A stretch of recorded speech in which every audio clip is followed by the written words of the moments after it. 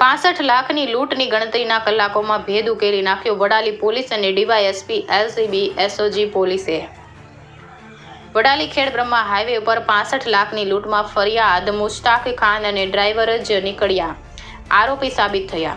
બંદૂકની અણી ઉપર Baleno car લઈને લૂંટ ચલાવી ફરાર થઈ ગયા હોવાની શેખીનો મારી રહેલ મુશ્તાક ખાનની DYSP LCB SOG Vadali police સ્ટેશનમાં કડક પૂછપરછ કરતા અને હાઈવે પરના સીસીટીવી કેમેરા ચકાસતા તમામ ભાંડો ફૂટી ગયો હતો। મુશ્તાક ખાનને કબૂલાત કરી હતી કે ધંધામાં દેવું વધી જતા લૂંટનો પ્લાન બનાવ્યો હતો। રકમ વધુ હોવાથી પોલીસને ગળે વાત ઉતરી ન હતી અને 65 લાખ જેવી રકમ અલ્ટો કાર લઈને કોઈ નીકળી શકે પોલીસના માન્યમાં આવતું ન હતું।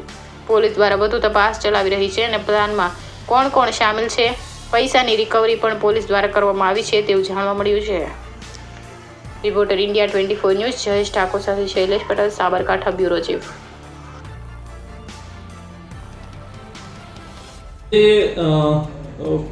વડાલીથી ખેડબ્રહ્મા વચ્ચે શ્યામનગર પાસે મુશ્તાક ખાન કરીને વ્યક્તિ પોતાના 2 વ્હીલર ગાડીમાં ડ્રાઈવર સાથે 65 લાખ રૂપિયા લઈને હિંમતનગર તરફ જતા હતા અને ત્યાં બંદૂકની અણીએ એમને લૂંટી લેવામાં આવ્યા એ બાબતની એક જાહેરાત એમણે કરેલી હતી। જે અનુસંધાને તાત્કાલિક અમારી વડાલી પોલીસ સ્ટેશનની ટીમ, ખેડબ્રહ્મા ખેરોજ પોલીસ સ્ટેશનની ટીમો તથા લોકલ ક્રાઇમ બ્રાન્ચ અને એસઓજીની ટીમો એની તપાસમાં લાગેલી હતી।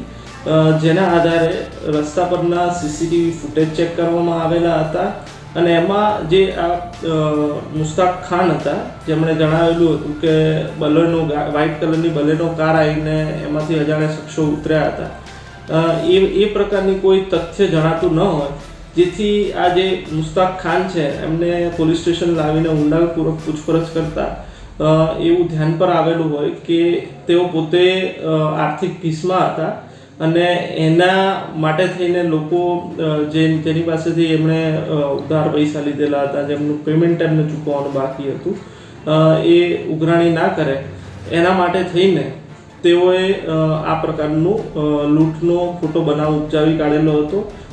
જે અનુસંધાને હાલ વડાલી પોલીસ સ્ટેશન ખાતે તેઓ વિરુદ્ધ કાયદેસરની કાર્યવાહી કરવાની તજવીજ ચાલુમાં છે।